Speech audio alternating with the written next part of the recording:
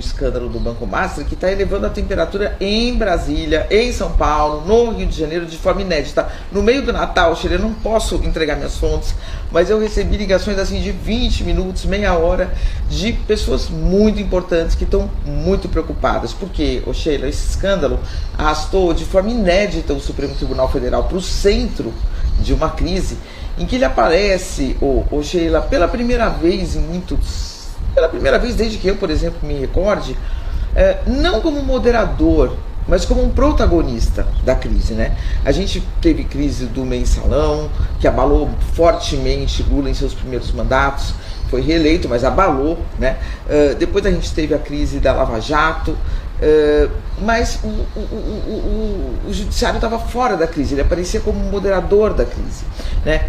Agora é diferente. O contrato da mulher do ministro Alexandre de Moraes com o banco, um contrato milionário de 129 milhões para um trabalho até agora não muito claro, a falta de explicações tanto do escritório dela, né, da Viviane de Moraes, quanto dele, do Alexandre de Moraes, deixa um ponto de interrogação que afeta profundamente o Supremo no momento em que ele vai ser chamado mais uma vez para julgar um escândalo que tudo indica vai ser de grandes proporções, Sheila. Então, pode ser que tenha muita justificativa para esses 129 milhões, pode ser que tenha muito serviço prestado, muito trabalho, mas nada disso foi até agora mostrado. Claro que o ônus da prova cabe a quem acusa, mas ninguém está acusando, as pessoas estão apenas perguntando e não entendendo a dificuldade de se explicar esse contrato. E a partir daí, qualquer outra reportagem, qualquer outra história ganha um outro tipo de dimensão, né, Sheila? Se você falar assim, olha, o ministro Alexandre de Moraes, ele conversou com a Polícia Federal sobre esse caso, ele conversou com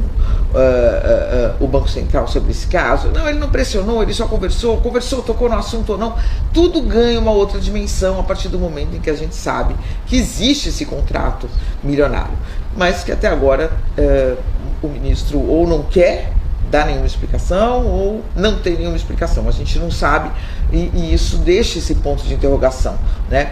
Então esse furo no casco do Supremo, ele levou a atenção em Brasília nesse final de ano, entre ministros do Supremo, entre ministros do governo, o próprio Lula, pelo que eu entendo, está preocupado, né? Integrantes do mercado financeiro, empresários, né?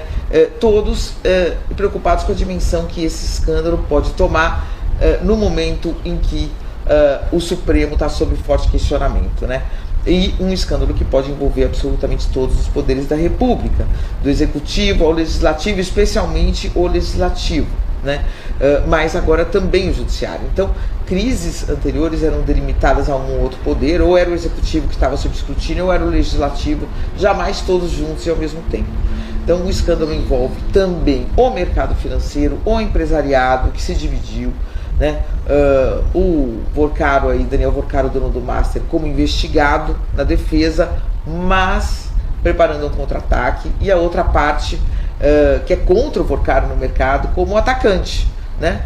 E desejando aí enquadrar o Supremo para que liquide de vez esse caso Master. Há recados, no entanto, Sheila, de que o dono do Banco Master, o Gabriel Vorcaro, não vai para a forca calado, e que se ele falar, muitos poucos sairão incólumes em Brasília. Eu ouvi de um ministro, Sheila, o seguinte: eu não sei se o Brasil está preparado para saber toda a verdade sobre esse caso, mas eu não sei também se o Brasil está preparado para continuar, para seguir, se o Brasil aguenta seguir convivendo com esse grau de corrupção e promiscuidade que ainda está para ser revelado.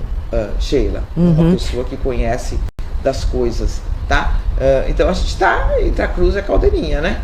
E pela primeira vez uma crise aí que envolve o Supremo, por mais que muitos lamentem, né, e que muitos enxerguem um ataque ao Supremo pelas qualidades do ministro Alexandre de Moraes, há pontos de interrogação não esclarecidos justamente por ele, que tem o poder de esclarecer, né? Pode dar uma entrevista, pode fazer uma nota um pouco mais detalhada, e não ficar ali, como aconteceu agora, quando ele foi acusado de ter pressionado o Banco Central, o que ele nega, né?